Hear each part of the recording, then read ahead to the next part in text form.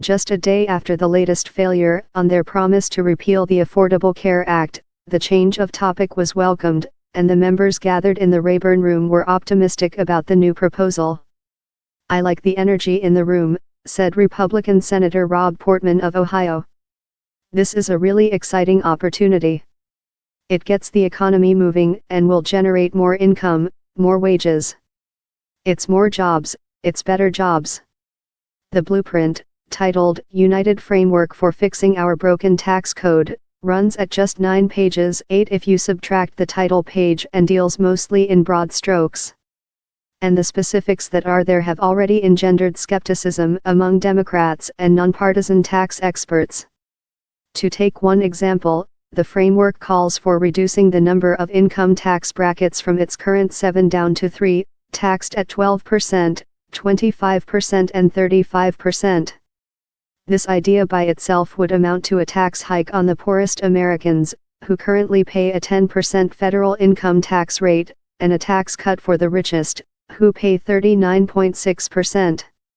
It will be up to Congress to decide what the income cutoffs are for each bracket.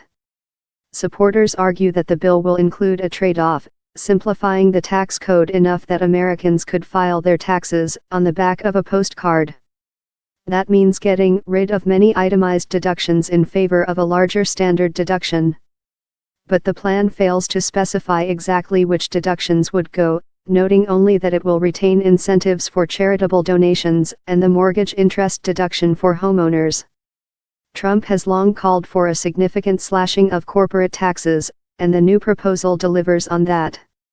It would reduce the current corporate tax rate from 35% to around 20%, earning the proposal the support of conservative House Republicans, and limit the tax rate on small businesses to around 25%, which are currently taxed as individuals. It's worth noting that many of the specifics laid out in the blueprint will likely benefit Trump himself. He owns more than 500 small pass-through businesses under the broad umbrella of the Trump Organization that will enjoy a significant tax cut. The plan also eliminates the alternative minimum tax, which often hits Americans making more than $130,000, and does away with the estate tax, which would factor into his children's inheritance. The proposal fails to explain how it will pay for all of this.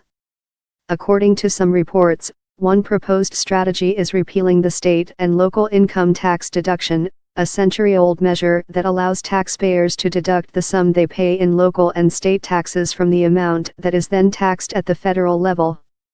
This will inevitably draw the ire of lawmakers from states that benefit heavily from the deduction high tax, generally blue states like New York and California.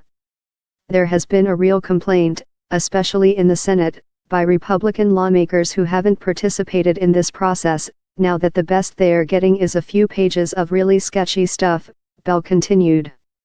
There are a lot of Republicans who would like to know a lot more about this. I can guarantee you that the final bill, if one even emerges, will be substantially different than this. Still, Wednesday was a day for optimism among the GOP. In the 8 months that have passed since Trump took the Oval Office and Republicans took the majority in both houses of Congress, the party's first such trifecta in a decade, the Republican Party has notched 0 major legislative victories.